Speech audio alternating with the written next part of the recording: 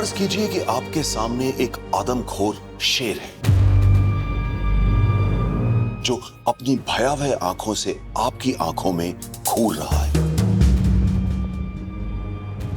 आपके पास राइफल है, लेकिन शेर पर गोली चलाने से पहले आपको आंखों में आंखें डालकर उसे देखना है, बिल्कुल करीब से, तब तक जब तक आपको यकीन ना हो जाए कि आपकी गोली एकदम सटीक निशाने पर लगेगी।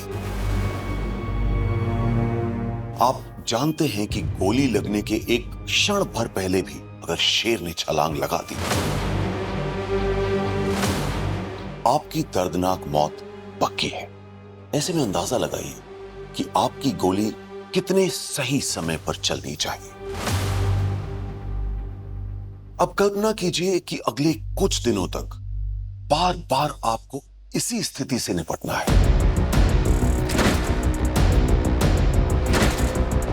लगातार खुद की हिम्मत बंधाते हुए और इतने दिनों की इस जानलेवा लड़ाई के अंत में आप विजेता बनकर उभरते हैं।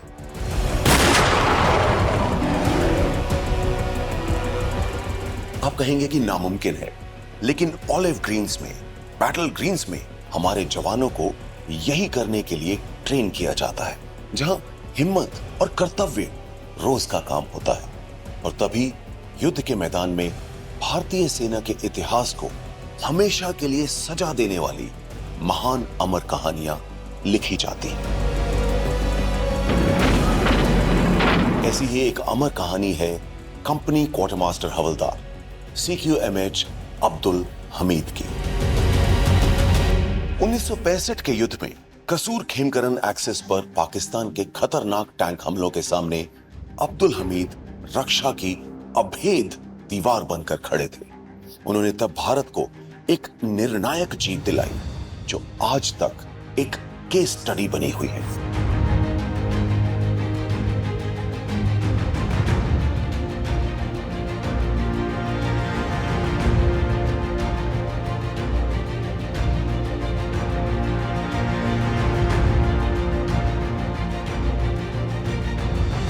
उन्नीस 1965 के भारत पाक युद्ध के दौरान भारत को कसूर खेमकरन एक्सेस पर पाकिस्तान की ओर से एक फुल स्केल टैंक अटैक की आशंका थी।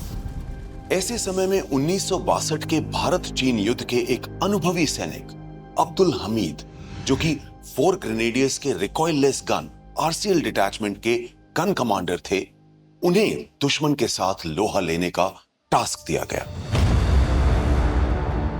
उन्होंने 7 सितंबर 1965 की रात को चीमा गांव को अपना डिफेंसिव बेस बनाया। उनका काम सटीक RCL गन्स चलाकर दुश्मन के टैंकों को नष्ट करना था, जो भारतीय सुरक्षा को तोड़ने की कोशिश कर रहे थे। RCL गन्स खुली जीपों पर सेट की गई ताकि गोलीबारी करते समय जवान किसी दूसरी पोजीशन पर आसानी से जा सके।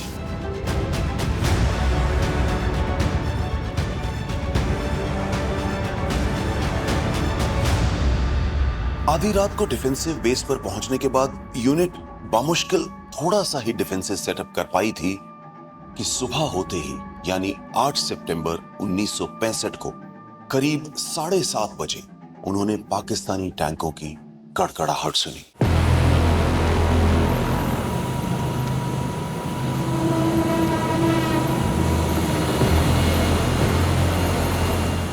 यहां यह समझना जरूरी है कि टैंकों की रेंज RCL गन की तुलना में कहीं ज्यादा होती है। एक RCL गन किसी टैंक पर फायर करे उससे पहले ही टैंक उसको डिस्ट्रॉय कर सकता है।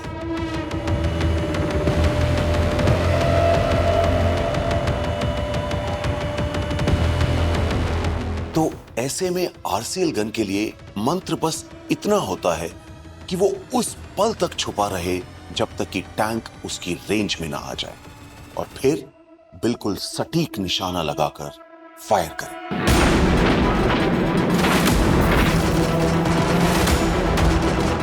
अब्दुल हमीद की टीम ने बिल्कुल वही किया जिसकी उनसे उम्मीद थी। हमीद ने अपने RCL गन की फायरिंग सिर्फ 30 फीट की दूरी से की, जिससे दुश्मन के टैंक में आग लग गई और उसे देखकर पीछे आ रहे 2 टैंकों के पाकिस्तानी फौजी भाग खड़े हुए। लेकिन यह इसका अंत नहीं था। भारतीय सेनाओं पर हो रही लगातार आर्टिलरी फायरिंग और टैंक हमलों की मानो झड़ी लग गई थी।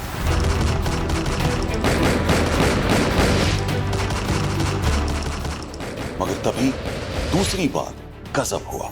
हमीद ने एक और टैंक को ध्वस्त कर दिया।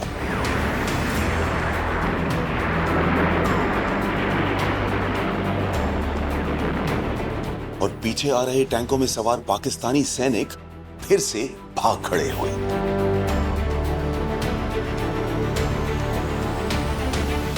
पाकिस्तान के लगातार हमले अगले दिन 9 सितंबर को भी जारी रहे।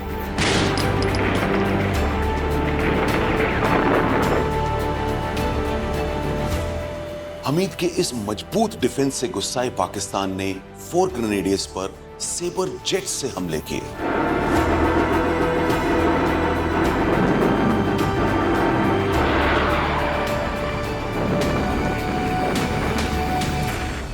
लेकिन कोई फायदा नहीं हुआ। शाम तक हमीद ने 4 और टैंक ध्वस्त कर दिए थे। बटालियन ने कुल 13 टैंक नष्ट किए थे, जबकि कई टैंकों को पाकिस्तानी सैनिक छोड़कर भाग गए थे। 10 सितंबर को भी लगातार पाक हमले होते रहे। करीब 8 बजे 3 टैंकों की पहली लहर आई, एक आगे और 2 पीछे चलते हुए। हमीद साइड में गए और एकदम सटीक एंटी टैंक फायर करके 2 टैंकों को उड़ा दिया।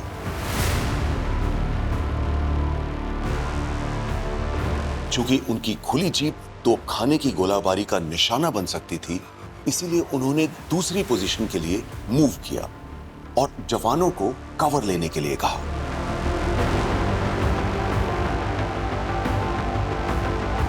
लेकिन कुछ ही समय बाद हमीद और एक पाकिस्तानी टैंक आमने सामने आ गए, जहां दोनों ने तकरीबन एक साथ गोले दागे। हमीद ने दुश्मन के उस टैंक को तो धाराशाही कर दिया, लेकिन पीछे से जो दूसरे टैंक आ रहे थे, उनके जवाबी फायर का वो खुद भी निशाना बन गए।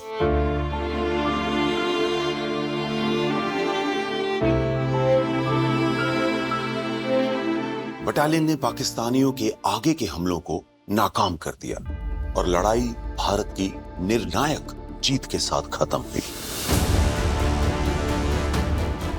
असल उत्तर की लड़ाई में वीरता के सामूहिक प्रदर्शन के लिए 4 ग्रेनेडियर्स को बैटल ऑनर से सम्मानित किया गया। अब्दुल हमीद ने भारतीय सेना के इतिहास में बिल्कुल वही जगह पाई जिसके वो वाकई हकदार थे। परमवीर चक्र भारत के ऐसे ही अमर शहीदों को नसीब होता है।